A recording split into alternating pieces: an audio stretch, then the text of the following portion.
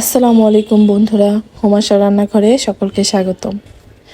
আজ আমি তৈরি করতে যাচ্ছি খুব সহজ এবং খুব মজাদার একটি রেসিপি। আর এটা হচ্ছে পাবদা মাছের রেসিপি। তো আমি পাবদা মাছটাকে আলু বেগুন দিয়ে খুব সহজভাবে খুব তাড়াতাড়ি কিভাবে রান্না করি সেটাই আজকে আপনাদের দেখাবো। তো চলুন শুরু করি।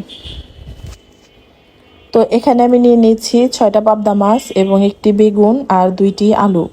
তো আমি বেগুনগুলোকে পাতলা পাতলা করে কেটে নিয়েছি, আলুগুলোকেও তাই নিয়েছি। যেহেতু পাবদাটা একটি পাতলা মাছ, তাই আমি আলু বেগুনগুলোকে এভাবে কেটে নিয়েছি।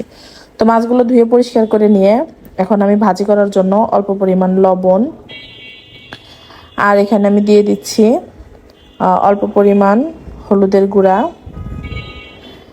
দিয়ে দিচ্ছি অল্প পরিমাণ মরিচের গুঁড়া।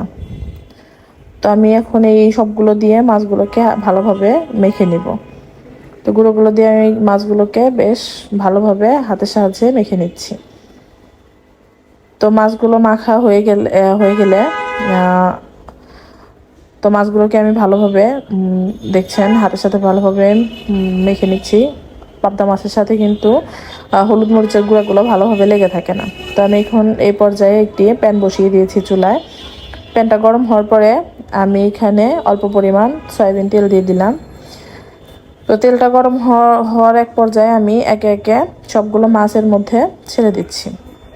চুলার আঁচটা আমি এখন মোটামুটি মিডিয়াম রেখেছি। তো এইভাবে করে আমি প্রত্যেকটা মাছ ছেড়ে দিয়েছি। তো কিছুক্ষণ 2-4 মিনিট ভাজার পরে মাছগুলোর এক পিঠ হয়ে গেছে।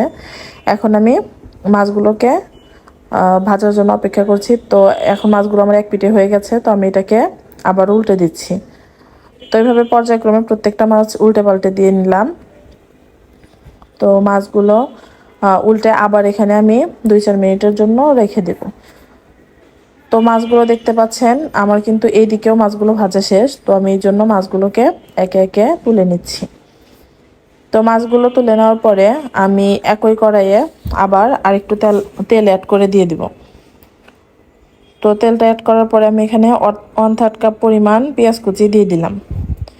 পেঁয়াজটাকে আমি কিছুক্ষণ তেলের মধ্যে নাড়াচাড়া করে নিচ্ছি হালকা ভাজার জন্য।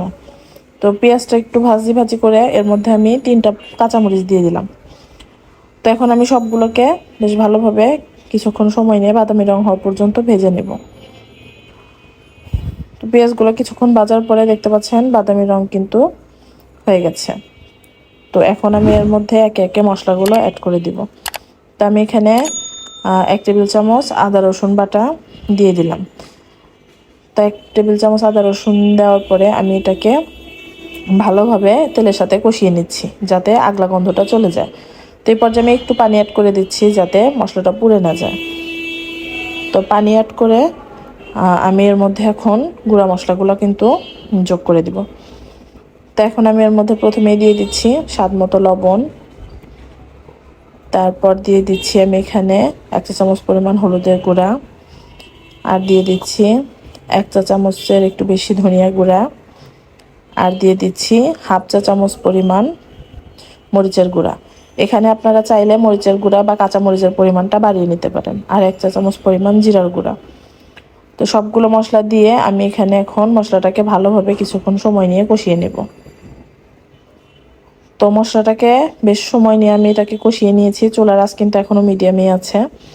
তো এটাকে কষানোর পর দেখতে পাচ্ছেন ধীরে ধীরে মশলা থেকে কিন্তু তেল ছেড়ে যাচ্ছে। তো এই পর্যায়ে আমি এখন এর মধ্যে কেটে রাখা আলু বেগুনগুলো দিয়ে দিব। তো পুরো আলু বেগুনটা দিয়ে আমি এখন এটাকে ভালোভাবে নেড়ে চেড়ে মেখে নেব। তো দেখতেই পাচ্ছেন আমি আলু বেগুনগুলোর সাথে ভালোভাবে মশলাটাকে মিক্স করার জন্য বেশ কিছুক্ষণ ধরে নেড়ে চেড়ে নিলাম। তো সবগুলো মশলা যখন একসাথে মিশে যাবে আলু বেগুনের সাথে, তখন আমি এটাকে 2-4 মিনিটের জন্য এইভাবে রেখে দিব। চুলার আঁচটা মিডিয়ামে রেখে আমি প্রথমে কোনো পানি কিন্তু অ্যাড করব না। তো দেখতে পাচ্ছেন আলু বেগুনের সাথে মশলাটা কিন্তু বেশ ভালোভাবে কষানো হয়ে গেছে। তো এখন আমি এই পর্যায়ে বেশ অল্প অল্প করে পরিমাণ করে পানি আমি এখানে অ্যাড করব। তো আমি এখানে অল্প একটু পানি অ্যাড করে দিচ্ছি। তো পানি অ্যাড করে আমি এখন এটাকে ঢাকা দিয়ে দিব 2-3 মিনিটের জন্য। এই পর্যায়ে আমি ঢাকনা দিয়ে দিলাম। তো 2-3 মিনিট পর ঢাকনাটা তোলার পরে দেখতে পাচ্ছেন পানিটা অনেকটা শুকিয়ে গেছে।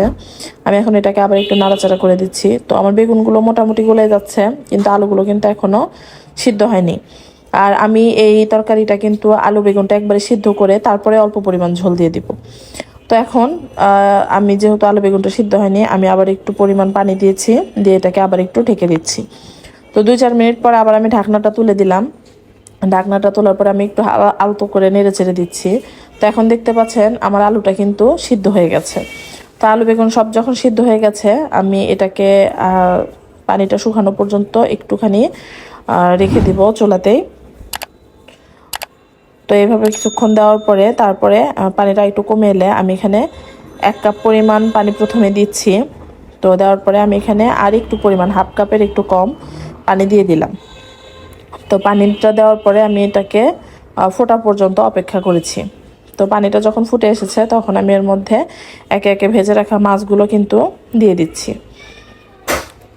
তো এভাবে ভেজে রাখা মাছগুলো দিয়ে দেওয়ার পরে আমি একটু নাড়াচাড়া দিয়ে আমি এটাকে এখন ঢেকে দিব। তো চুলার আঁচটা এখন আমি হাই করে দিয়েছি। তো ঢাকনা তোলার পরে দেখতে পাচ্ছেন পানি অনেকটাই শুকিয়ে গেছে। তো মাছটাকে কিন্তু আলতো হাতে নাড়তে হবে, পাবদা মাছ অনেক নরম হয়। তো এই জন্য আমি একটু আলতো হাতে এটাকে নেড়ে চেড়ে দিলাম। তো এখন আমি এই পর্যায়ে একটু ধনেপাতা অ্যাড করে দিচ্ছি, আপনারা চাইলে নাও দিতে পারেন। তবে ধনেপাতাটা দিলে এই রান্নার ফ্লেভারটা অনেক ভালো লাগে। তো ধনেপাতা দেওয়ার পরে আমি আবার এটাকে ঢেকে দিচ্ছি। তো প্রায় 5 মিনিট পরে কিন্তু আমার রান্নাটা মোটামুটি শেষের পর্যায়ে। তো দেখতে পাচ্ছেন ঝোলটা অনেকটা শুকিয়ে গেছে। তো এখন আমি চুলাটাকে অফ করে দিব। তো দেখতে পাচ্ছেন আমার পাবদা মাছ কিন্তু রেডি। তো দেখতে পাচ্ছেন ঝোল একদম অল্প রেখেছি আমি, আর এখানে আলু বেগুনটা একদম পারফেক্টলি সিদ্ধ হয়েছে। তো পাবদা মাছ আমরা শুধু ভুনা করে পেঁয়াজ দিয়ে বা টমেটো দিয়ে খাই।